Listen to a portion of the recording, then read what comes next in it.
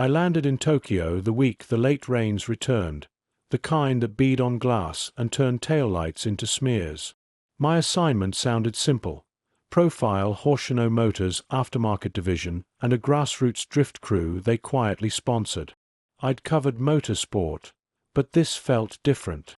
Hoshino was an old, careful company, the kind that says heritage and means silence. The crew was newer, loud on socials but oddly shy about interviews. They wanted a foreign writer to show the culture without the circus, which felt like both invitation and warning. Kaito met me at Daikoku parking area after midnight, where truckers slept behind curtains and boys with tripods worshipped idling engines. His silver S15 idled with a hunting lope that made the hood tremble. "Big cams," he said. His girlfriend, Yumi, ran a small shop in Saitama and built most of the car herself. She looked at my recorder. "No faces," she said. "Say we're customers." Hoshino hates attention. On the Bayshore loop, concrete ribbed the sound. Kaito kept it legal until the last toll gate. When the road opened, he rolled into it, the car shouldering forward. Slippery rain, cold tires. I gripped the door pull and pretended I wasn't new to this. The turbos breathed like small animals. For a second, the dash flickered, then returned.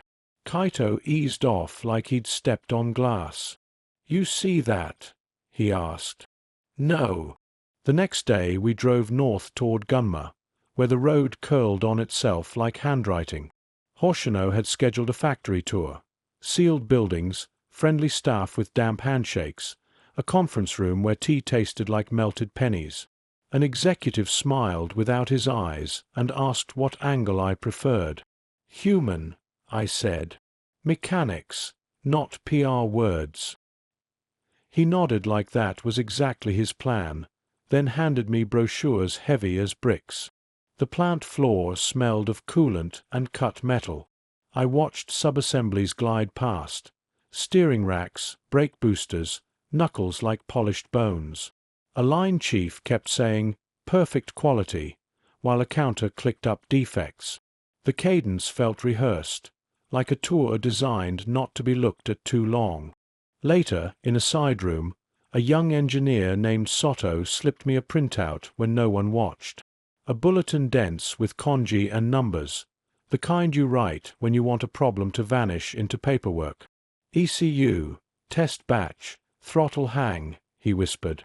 "Small but dangerous." He pointed to dates. 4 months ago. They changed the code name, like always. I asked why he was telling me. He tapped the vein in his neck as if it pulsed louder than engines. "Drifters talk. Accidents this summer. Night roads." That evening, Kaito took me to a pass locals still called Usui, where guardrails wore bandages and drain grates rang when you clipped them. The rain had rinsed the air. We parked near an old viewpoint, vending machines humming like insects. Down in the trees, something metallic ticked as if cooling. It could have been anything. It felt like breath. "People say this road is haunted," Yumi said, practical voice, not teasing. "I think it's wind in the barrier cables. But sometimes—" She watched the dark. "I see taillights where there's no car." I almost laughed, then remembered the dash flicker and chose to be polite. Kaito stretched his hands, wrists scarred with wrench bites, and said we'd do one run for photos. "You ride," he told me. "Yumi spots. If we see anything weird, we back out." We checked belts, helmet straps, the simple superstitions of drivers. Touch the dash, breathe once, promise nothing. The rain paused. Somewhere below, a train curved through the valley, its horn a long sorrowing note. Kaito's S15 drew a chalk line between control and disaster. He ran a conservative pace, left foot brushing the brake, right foot measuring boost. The chassis spoke in buzz and thrum. I felt the diff chatter on tight exits. Yumi's voice came through the handheld, clipped reminders about runoff and broken asphalt. My recorder caught the thud of the rear tires over Cat's eyes and the wire whine of wind slicing the mirrors. Halfway through the first run, the throttle hung as he lifted. Just a breath. The tatch held, then sagged. He adjusted like it was a known quirk and set for the next hairpin. "It does that sometimes," he said later, parked under cedars that clicked in the cooling air. "Only wet nights." Yumi says idle control valve. Yumi looked at the dash, not convinced. We killed the engine and listened. The forest threw back a faint mechanical rhythm that wasn't ours. It idled, rose, idled again, like someone blipping a throttle. Generator? Pump? Distant traffic? It felt close. Kaito turned the key to accessories. The dash lit, blinked, and in that brief dark the sound cut, as if someone had held their breath to be unseen. "Another run?" he asked. On the second climb, fog drowned the guardrails and we chased our reflected beams. Yumi's callouts turned sparse, then crowded into silence. The throttle hung longer. A violin string pulled taut. Kaito swore in a childish voice that didn't suit him. He understeered, caught it, breathed. 2 corners from the crest, 2 red lights appeared ahead, steady as eyes. Kaito checked the mirror. No car behind. He lifted. The lights didn't change distance. They hung in the mist at our height, not quite on the road. We rolled to a stop. The lights winked out. Fog opened just enough to show wet leaves and the scrim of a talus slope. Nothing else.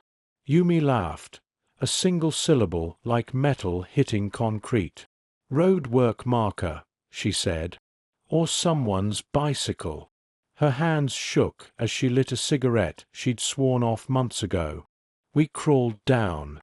A K-truck went past, driver's face lit by his phone like a lantern in a tunnel. Kaito rubbed his neck and said we'd install a stock throttle body tomorrow. "Easy fix," he said. His tone begged agreement. The next day, Soto pinned a map near a proving ground Hoshino shared with other manufacturers. "Come alone," he texted. "No photos." He met me at a convenience store lot and bought canned coffee with a nervous apology, as if caffeine were a bribe.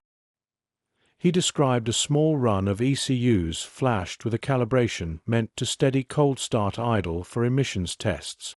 "Only a few slipped into the market," he said. "Some through sponsored teams. Fine at steady state, but transient, lift to throttle, can hang when voltage noise couples into the sensor line." "Accidents?" I asked. His mouth flattened. "Unofficially, 3. 1 fatal. All unwise driving. Maybe true. Same map version. We changed the label. We always change labels." After he left, I checked the dates. They matched summer clips I'd seen, tribute edits with elegiac music, cornerflowers in plastic cones. The comments were full of half-jokes about ghosts driving better than the living. The usernames repeated. Some were now quiet. I didn't tell Kaito or Yumi yet. They were flush with the clean joy of a fix you can buy for cash. Back at her shop, a cat slept on tires. Rubber dust and brake cleaner sweetened the air. We unbolted shiny parts and put ordinary ones back on. When we finished, Yumi wiped the fender prints like she was trying to erase us. We returned to Yusui at dusk, the sky the color of bruises and the gutters muttering with runoff. Kaito drove cleaner now, arcs without hiccup. The S-15 settled into a rhythm that felt like someone counting softly in another room. Yumi's calls went lazy, affectionate. I relaxed enough to notice details. The way dash light colored Kaito's wrists green, the smell of damp cedar and hot diff oil, gravel rasping under the splitter when he cheated a cut. Near the corner where the red lights had hung, Yumi said, "Heads up," and the radio went dead. Not noisy dead, silent, as if the frequency had swallowed sound. A second later, something thumped the roof hard enough to echo in my teeth. Kaito flinched, straightened, coasted to the turnout. In mist that felt like cloth, the roof showed a shallow dent with two parallel scrapes, spaced like toes. "Monkey," Yumi said. "Or branch." She shined her phone into the cedars. The beam came back greasy with moisture. Above, barrier cables hummed. Down the slope, between trees, two shapes moved horizontally at road height and vanished. Tail lights, reflections, or the afterimage you get when your heart is reckless. Kaito said we should finish one more run for my story. He said it like a dare to himself. The car felt like a promise made in a young person's handwriting. I got back in because that was what I'd come to do, and because saying no meant admitting I was the type to come this far and stop. We crested and began the descent. Gravity pressed coins into our pockets. Kaito dabbed brake, pitched, feathered throttle. Little snarls answered. At the third hairpin, the engine surged on a lift. Only a notch, only long enough to widen the line. He caught it, jaw hard. "Stock part didn't fix it," he said. Fog turned our lights into walls. 20 seconds later, two red orbs appeared again, lower on the road. We closed distance. They didn't change size. "Bicycle," Yumi said, forcing board. "Reflectors." We stopped. Our beams found wet guardrail, throwing back perfect reflections from embedded cat's eyes. A trick of angle. A human explanation. We agreed on it like agreeing to leave a bar fight early. On the way down, a police car crept past. The officer didn't look our way. Yumi muttered relief. Kaito tapped the wheel in an anxious rhythm. I stared at the dash until the numbers steadied. Back at the shop, Yumi pulled logs from the ECU. "Look," she said, tapping a spike at 3,500 revolutions per minute. "Throttle plate not commanded, but position rises. See." She scrolled. The spike repeated at corners where we'd felt the hang. "Electrical noise?" I offered. She nodded without agreeing. That night, in my business hotel, I re-watched dashcam footage. At the moment the light slipped through the guardrail, a glitch caught a silhouette in fog next to the barrier. Tall, long hair stuck to a wet jacket, head turned sharply as if snapping at a sound. The next frame was empty. Compression artifact, I told myself. A ghost that lives in H.264. At 2 a.m., my phone buzzed. "Unknown number." Soto's soft voice. "Please don't publish names. They will fire me. But you should see the test road at night. You should drive it." He sent a pin with a service gate and a code. The message deleted itself. Maybe an app one didn't recognize, maybe my eyes. In the hallway, shoes brushed the carpet, stopping outside my door before continuing. The automatic light clicked off as if breath had blown it out. We met at the test ground just before midnight. Clouds shredded across the moon. The fence hummed. Soto wore a parka with the hood up, clipboard like armor. He walked us past the gate. Inside, a loop cut through a former quarry, with a steep hill and a slalom like mountain hairpins. It smelled of wet stone. Soto waved us toward a silver test mule, an ordinary compact with mismatched panels. "This one has the suspect ECU," he said. "We reflashed it yesterday, then I rolled it back." He handed me a badge that wasn't my name. Kaito took the wheel. Yumi set up the laptop and test leads. The engine fired with the hitch I'd felt before, like a throat clearing. We rolled onto the slalom in second. The car felt tame, which made what happened next feel like betrayal. On a left-right transition, Kaito lifted. The revs clung. The front washed. He corrected with a flick. The engine held again, 2 beats too long. He braked. The ABS motor clattered. We stopped across cones. Again, Soto said. Second pass. The hang lengthened, like someone else's foot was on our pedal. Yumi showed a trace where commanded angle and actual angle diverged. Something is injecting signal, she said. Not software. She glanced up at the power lines. Induction? Emmy.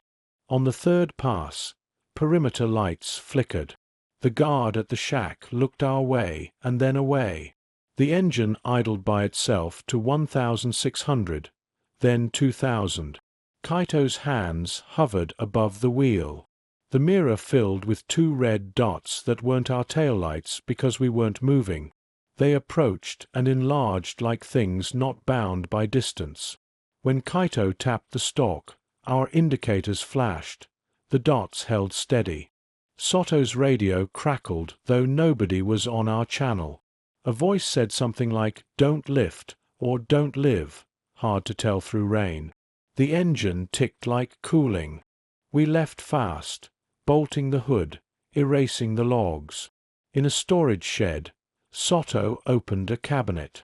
Inside, 3 bumpers crushed the same way, cracked headlights, an airbag module still powder sweet. Each part wore a date matching the bulletin. "The company says driver error," he whispered. "Maybe it is. Maybe we made it easier to be human in the wrong way." On the drive out, the radio lit by itself and tuned to static. The static carried a rhythm. High, low, the cadence of engine braking. Kaito laughed. "They want us to say it's a ghost," he said. "But it's solder joints and stupid choices." I filed the story 2 days later without names, numbers blurred. Hoshino called my editor to say it was respectful, if speculative. Kaito and Yumi kept driving. Soto stopped answering messages. A month later, a parcel arrived at my apartment. No return label. Inside, a data logger and a note. "Listen." I mated the logger to my laptop and opened the only file. It was audio, not telemetry. At minute 4, amid fan noise and rain, came the clean double beat of a heel-toe downshift, then an unexpected third tap, like a passenger's shoe. After that, a human voice, not Soto's, not Kaito's, said clearly, almost annoyed, "Back on." The file ended with a hiss. I replayed it and argued myself into artifacts. When I muted the speakers, I still heard the cadence, fading. I closed the window. The glass reflected 2 red points that were, rationally, LEDs on my router. Then the power blinked, and in that half-second of dark I smelled wet cedar and hot diff oil and felt the faintest pressure on my right foot, as if someone had leaned over and pressed down.